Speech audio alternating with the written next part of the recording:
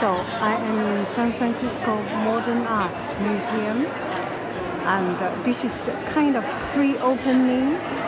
Next week is the great grand opening, and today is for teachers. So my colleagues sent me the link and I signed up, and they give me some special gifts as a teacher also. It's so good. So let's walk step by step and see this new place. Very spacious.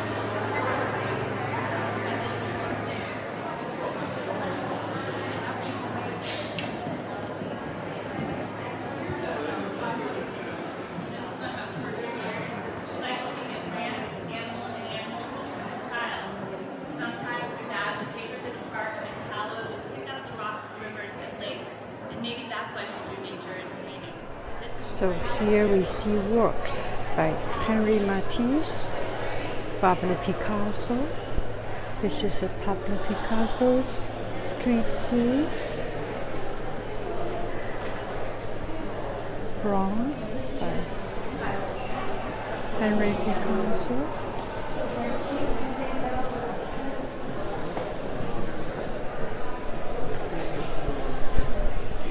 George Braque. And this one we have seen so many times in magazines and in pictures and online. This is the first time I see it with my own eyes.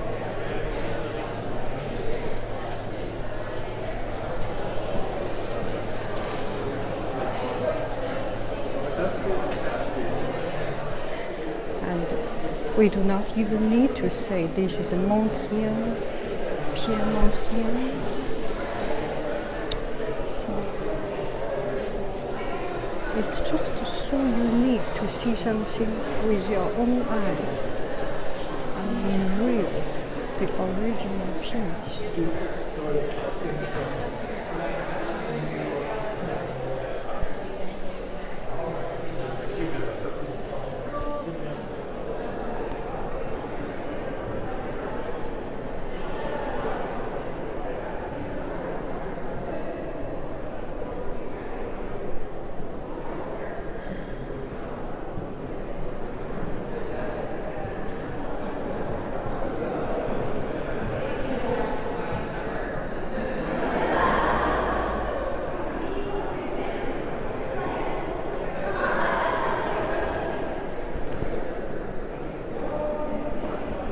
If I walk close to that, I could not see, but now I am further away. I can see that is a figure.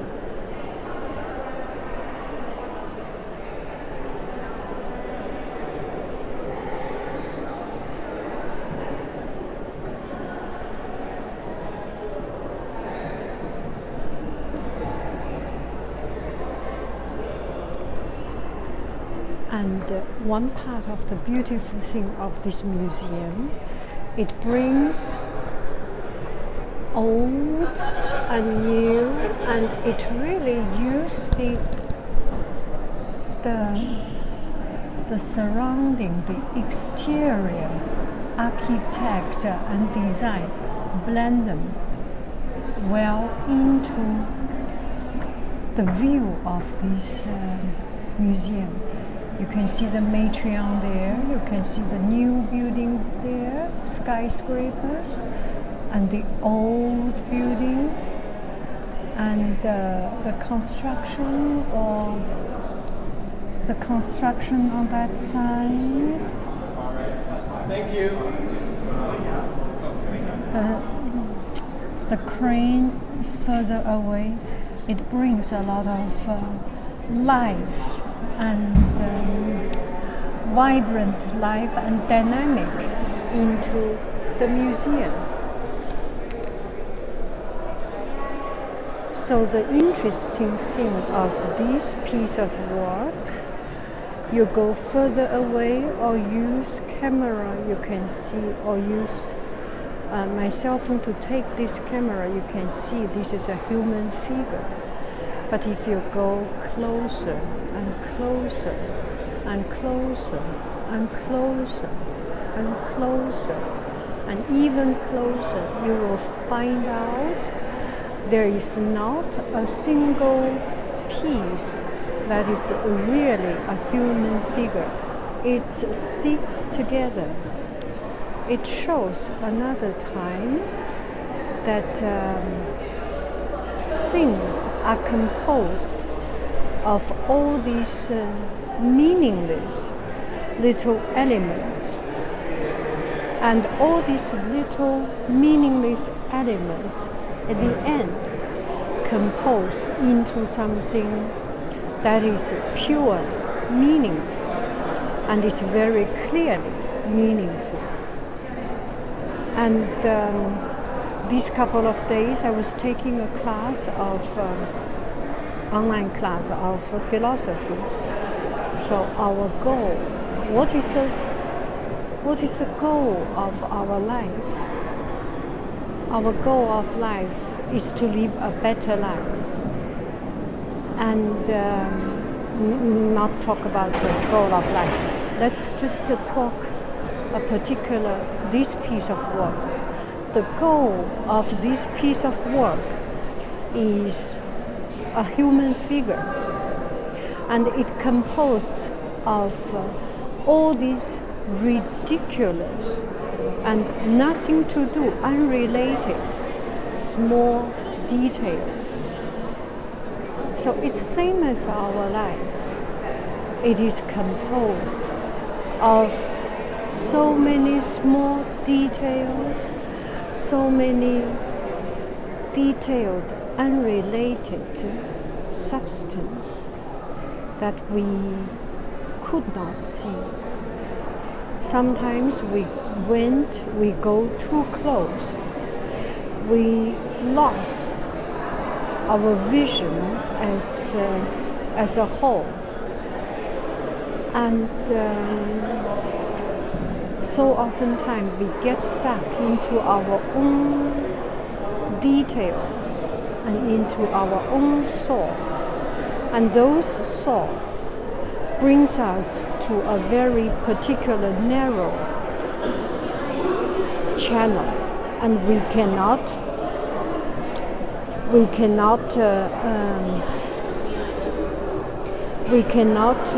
escape from our own little detailed illusion. We could not escape our own prison. But once we step out, once we walk away from the detailed mess, once we walk away from something so concrete, we will start to see the whole structure, and we will start to see those small little meaningless things, and each of these meaningless things has a particular meaning. And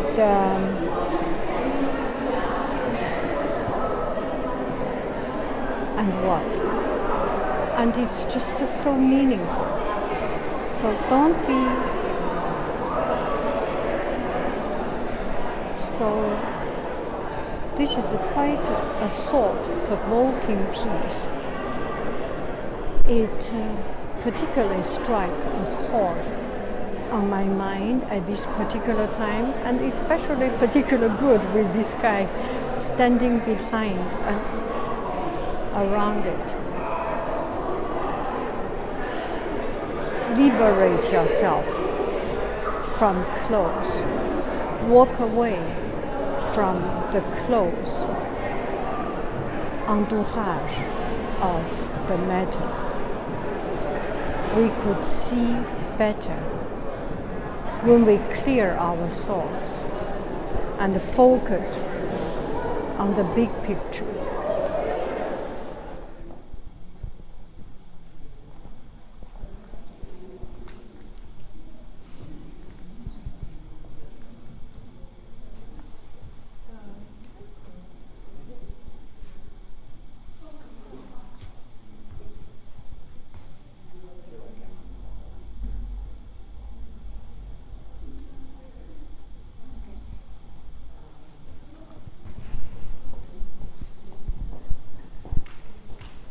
Okay.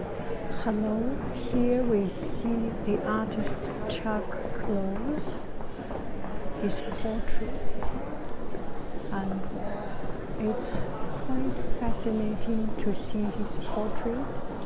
And this one is Roy Lichtenstein, and it's better we go further and further and further and further. The further away we go, the better we see the whole picture. As we move closer, I will tell the story I have read, and also we can see more, very much into the details. Chuck Close, his painting subjects are his family and friends, and his artist friends. I think he had an accident or something, so later on he was hospital-ridden and stayed inside the hospital. Chuck Close. So it's these artist friends went to see him.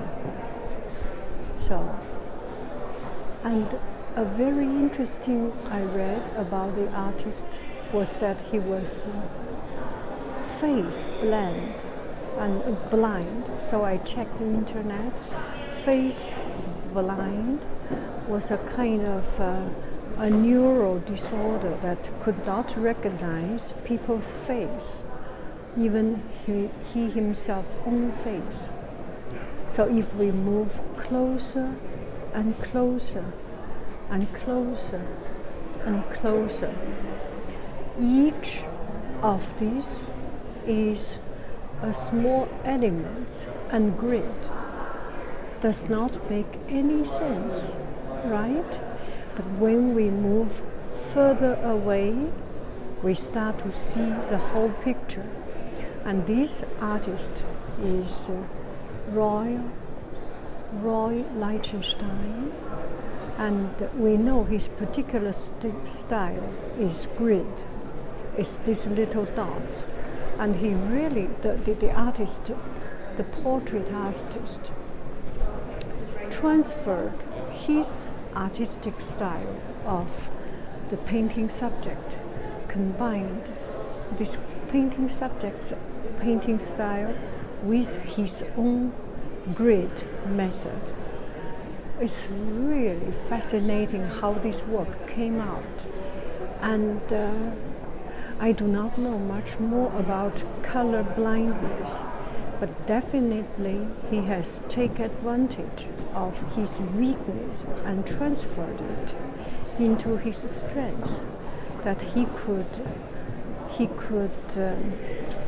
illustrate, he could dismantle the whole subject and into a much more detailed way of expressing his art expression. Very interesting. And what else I'm trying to say? Yes, he took months and months of time to start from the picture of the artist, and then he processed it in his own way and try his own method until he get this color scheme. Let's see the eyes, okay? Are we seeing the eyes? Let's go closer and magnifying, closer, closer, closer, closer, closer. This is the eye, and this is not an eye. This is an eye, and it's actually not an eye. But when you go further away, you put it like a puzzle, put it together, it becomes a complete image.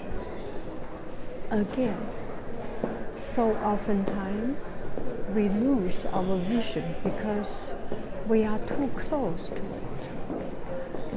The artist is trying to go close to the essence of the painting subject, as well as leaving and going further away from the painting subject. Do I make sense? You have to go so close, so intensely close, so that you can understand your painting subject. But you have to be so far away, so far away to be away from the painting subject. And this particular artist, the painting subject is, her name is Agnes Martin. Later we will go to see some of Agnes Martin's artwork.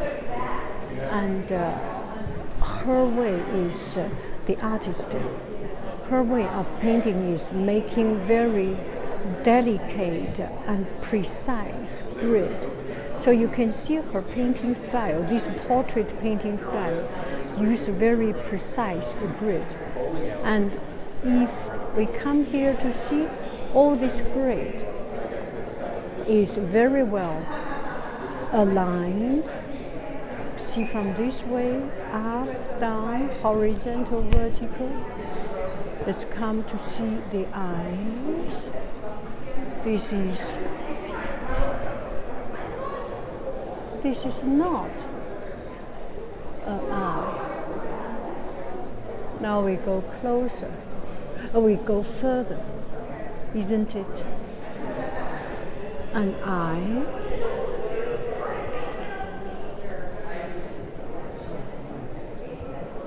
And the artist herself, this artist, I think this is in her 80s or something. Her name is Agnes Martin. She said this painting is superhuman. She really appreciated that Chuck Close painted her in such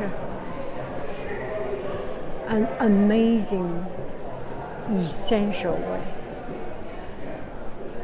Some more paintings. Amazing.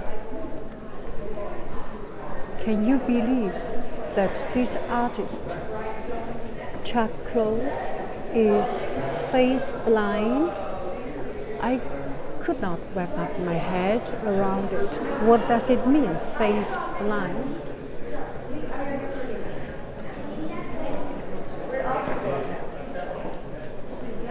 So that's this one. Painting subject is Roy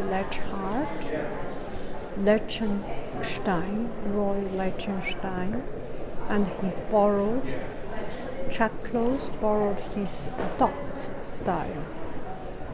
Now we go to the artwork of Roy Lichtenstein. Doesn't it look familiar? You must have seen it 1,000 times, right? This dot painting. I don't mean Aboriginal dot painting. Roy Lichtenstein's particular dot comic book painting style.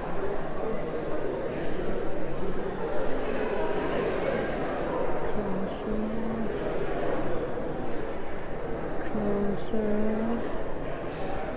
The artist of this painting subject is Agnes Martin, and her style is using grid,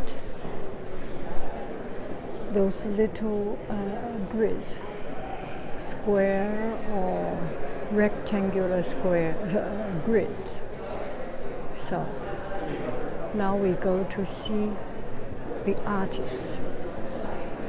This is a portrait by Chuck Close. Now we go to see Agnes Martin.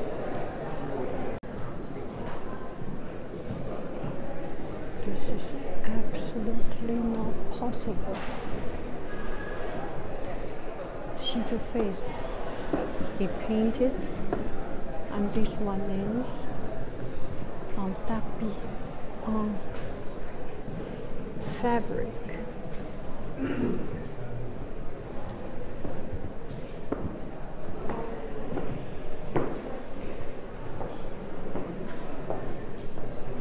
That's art, modern art.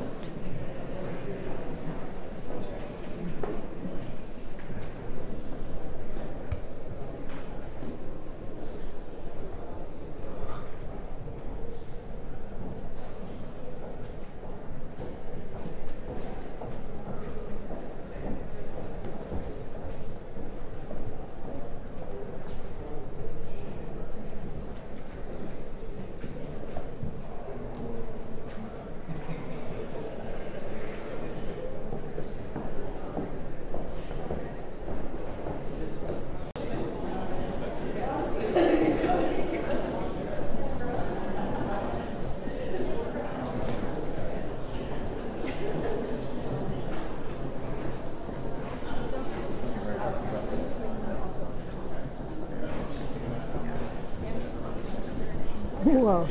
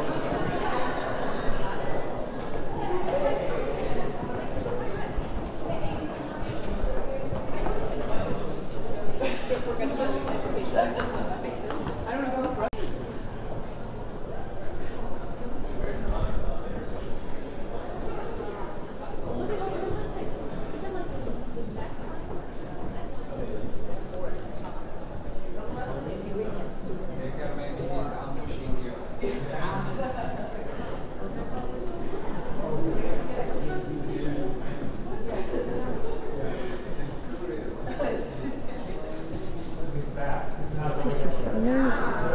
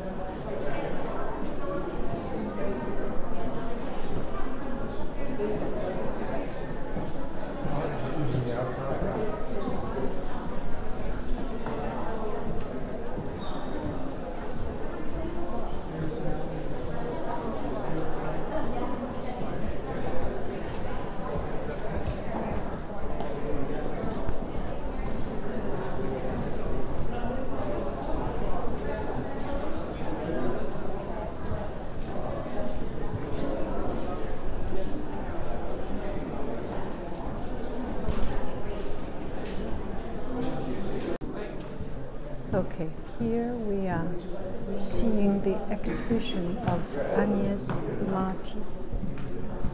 And from further away, you will see only the huge panel. And at the very first, I didn't understand it. As we went closer, we start to recognize, and her painting was all this meticulous, precise, accurate, perfect, pristine grid. This one is a large grid. And this one is a much more detailed, close grid. And this is not a machine printing. This is her real work. And there are some, I read from the description, she spent all her years, 50 years, creating this kind of, this style of art. And it's very meditative, very calm. And the artist said when he visited her at her 50 years old, the ripe age, she was still painting these grills, equally precise. And you can see the color change. Little teeny, tiny little bit of color change. And her style is so light. Sometimes when you do painting, you understand. Sometimes light is not easy to achieve. The persistency of this uniform light, it takes a lot of strength and energy to keep it from beginning to the end, all the way through the same persistence, the same weight. Let's go closer.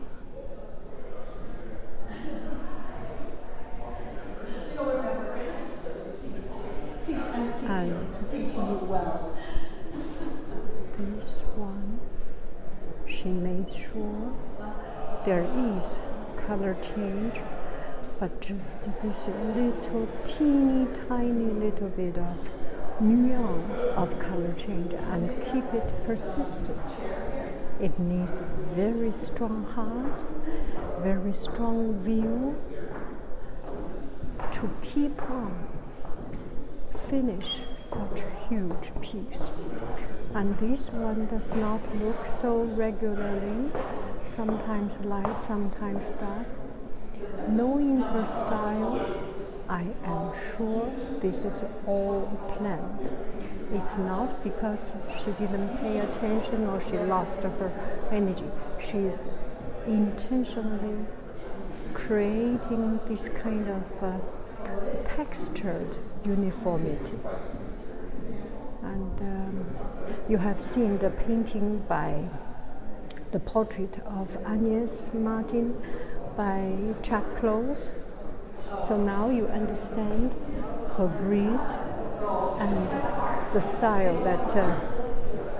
that Chuck Close incorporated into his portrait of the artist Agnes Martin.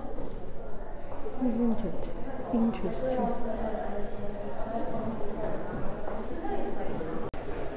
Okay, here we are seeing American artist Ellsworth Kelly.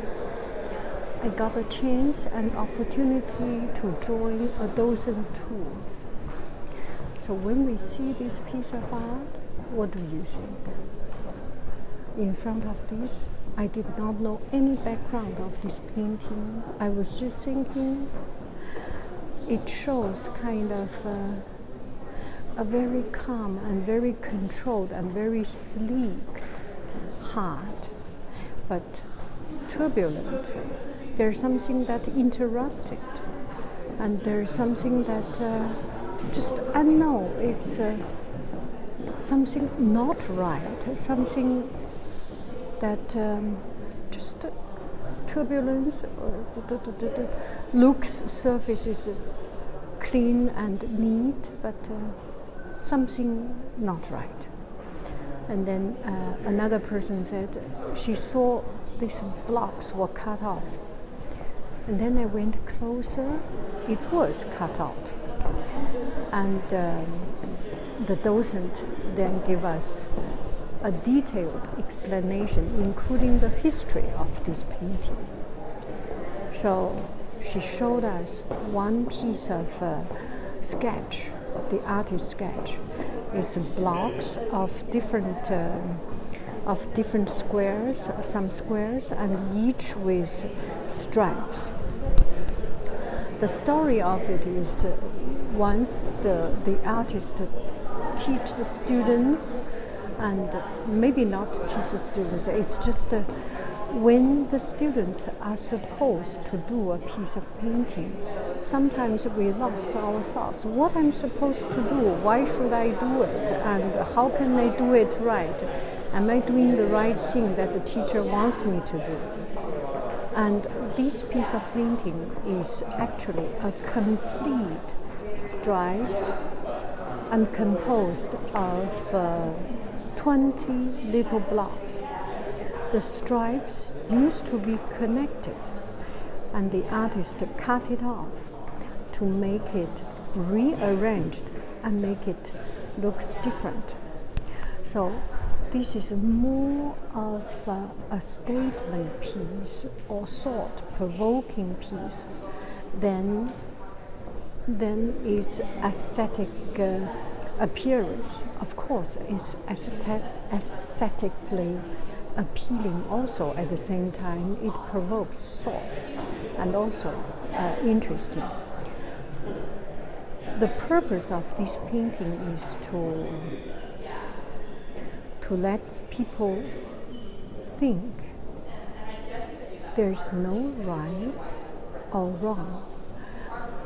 We are trying to find something new by breaking what we used to do, by cutting off what we are comfortable to do and what we have already done. You get up a new view of things, and you get to see the world in a dismantled, a different vision, which shows there's no right or wrong, which shows that we used to give the students, to give people too much guidance or boundary. And the important thing is breaking the rule and breaking the existence and experiment things that out of the ordinary. Do I make sense? I think much more is from my own thoughts than the docent, but it's very interesting to see.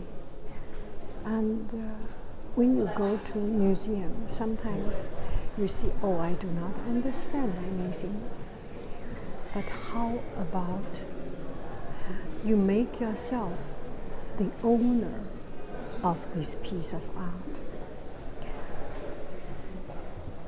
An artist, they produce things. It's actually to tickle our thoughts, to lend their thoughts, their vision of the world to us, and let us to build our thoughts from it. Don't be afraid, no matter how expensive this piece of art is, you can steal the soul of this art.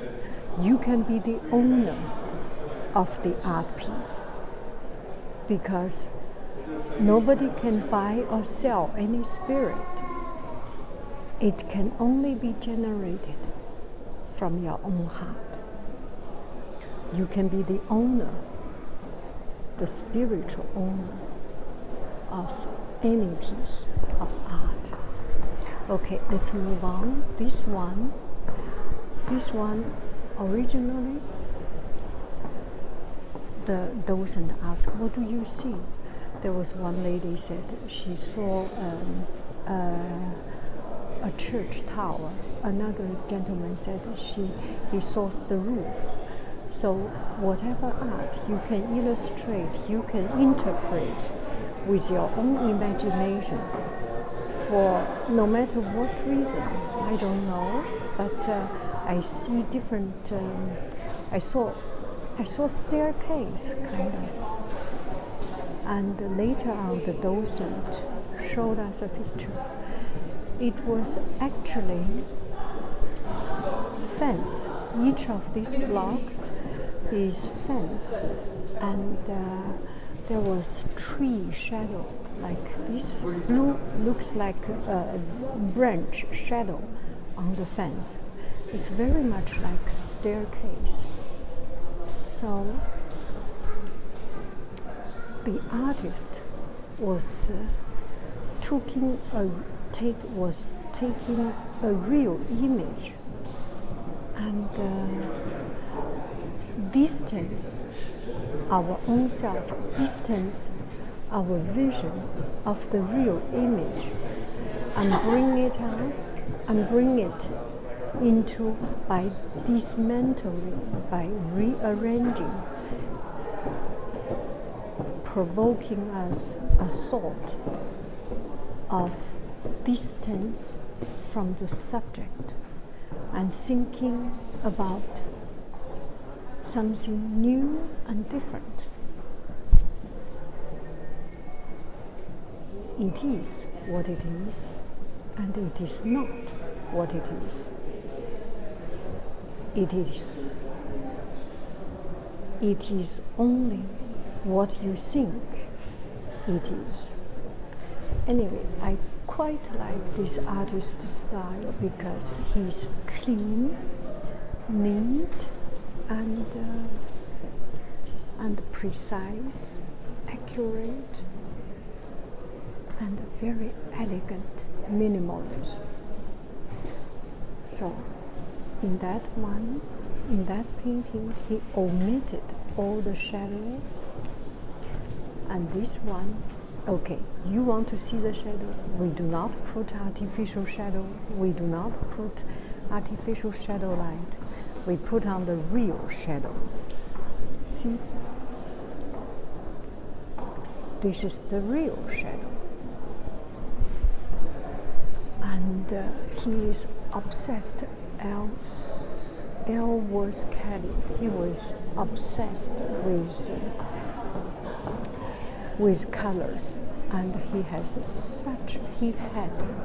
such a precise vision and connection with color. At the age of 92, he went to do some construction or choose some color. People say, he just had such a wonderful vision for colors. I like his style. It's interesting, it's clean, it's beautiful, and thought-provoking. Look at this.